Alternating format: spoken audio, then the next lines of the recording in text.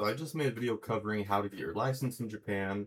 So this is for people that potentially already got their license or they're about to get it and are looking to buy a car. So you get your license, you're looking at cars, find one you like, and you go to buy it. There's a few websites online, a few popular websites you can shop at. Usually you email the seller, they'll get back to you, and so on and so forth. So my case is a little different, probably a little harder because I bought a Mustang in Japan, which has a bit. The process is the same. However, there are some paperwork things that are a bit different, but just I'll cover the bare, simple, your average Japanese car style purchase. So basically, you contact the seller, you tell them you want the car, you either get a loan or you pay cash, and they're gonna send you some paperwork. Okay. So you fill out this paperwork. The seller will give you all the info you need, and then you'll fill out the info yourself that you need. You're also gonna need a Jumenhyo, which is a paper you can get from a ward office or for a convenience store if you have a My Number card that's up to date. And also you're gonna need one of these. So I use my signature for everything. My bank, the ward office, hospitals, everything. I've never needed this.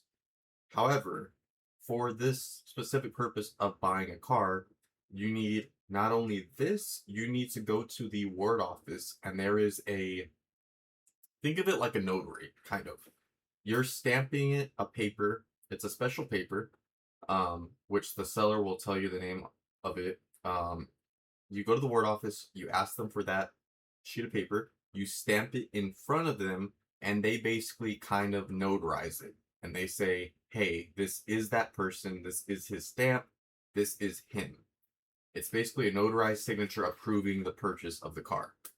Um, you can't use a signature. You need one of these. So go online, order. I don't even know how to open mine. I never use it. Order one of these things, and if you want, you can register it, use it for everything else. I still use my signature, but you do need this. So you're gonna fill out that paperwork. You're gonna send it back over there, and they're gonna get some stuff processing. While you're doing that, or before, you can either do this next step before or after. Doesn't really matter. Um, you need to find a parking space. Depending on the city, I'm assuming most people watching this video are probably from a big city. If you live in the countryside, they may not require it. But let's say Tokyo, Kyoto, for example, they require you to have a parking space. And you might be like, well, what do you mean by required? Like, how can they tell? Well, what happens is you get a contract. You have to find a parking space. And your apartment might have it too, but let's just say you find a parking space it needs to be within 2 kilometers of your house, and you contact the company and you have to get a contract with them. And some companies are really strict. If you're a foreigner, some companies may make you get a like a co-signer, and it's about Ichiman a month. It's not super expensive, but it's also pretty expensive for a parking spot, in my opinion. But it depends. Some are Hachisen, some are Ichiman. 8,000 yen, 10,000 yen. It just depends. So you're gonna get a contract. You're gonna get that mailed back to you. Once it's finalized, they're gonna send you back the contract saying this is your parking. It's not over yet. You need to go to the police station, and this is the part where you need to make sure you have all your ducks in a row. It's the only tricky part, but everything needs to be in order, right? So you can either do this at the police station or go to the police station's website, and there's going to be a couple pages for you to fill out. It's going to be about the car, it's going to be about the area, and then you're going to have to draw a little map of your parking space. So like a little, almost kind of like it's really like a little kid's drawing. You're drawing like a little line for the street, little area where the parking is, and then just the dimensions of the parking space. You're going to take all this along with your ID, and I would take your Jumenhyo too, just in case. When in doubt, take everything, right? To the police department. You're going to submit it to them, pay a fee, 2,000 yen, I think. and they will give you a date to come back. So basically, they go and inspect the parking space. I never saw them inspect mine. I don't know if they actually do it. I don't think they do, but they go inspect the parking space. So you're gonna have to wait about a week. Um, then you send that paper, and like I said, you can either send that first batch of papers by itself, or you can wait till you get this paper, send everything together. Um, so your car dealer will get those paperwork, he'll get it processing, and the next thing is the insurance. Now, if you're importing a car, 100%, if your dealership offers it, get your insurance through the dealership. It is such a pain in the ass to have to fill out insurance paperwork on foreign cars. For example, I have a 2013 Mustang GT. Half of the codes, because it has like vehicle codes and models and stuff, is unknown. They'll have a thing that says unknown, but it's not just unknown. There's 01 unknown, 02 unknown, 03 unknown. It's a bunch of codes that don't make sense. And one mistake on your insurance, and then if you get in an accident, they could say like, you used the wrong code. That's not the right code for this. To avoid all of that, just go to your car dealership. It may be cheaper, it may be more expensive. It just depends.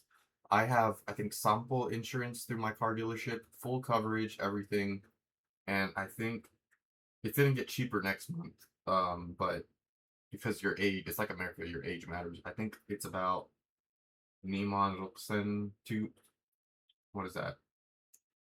25,000 yen, but then it's gonna drop to like 18,000. Um, they take care of everything.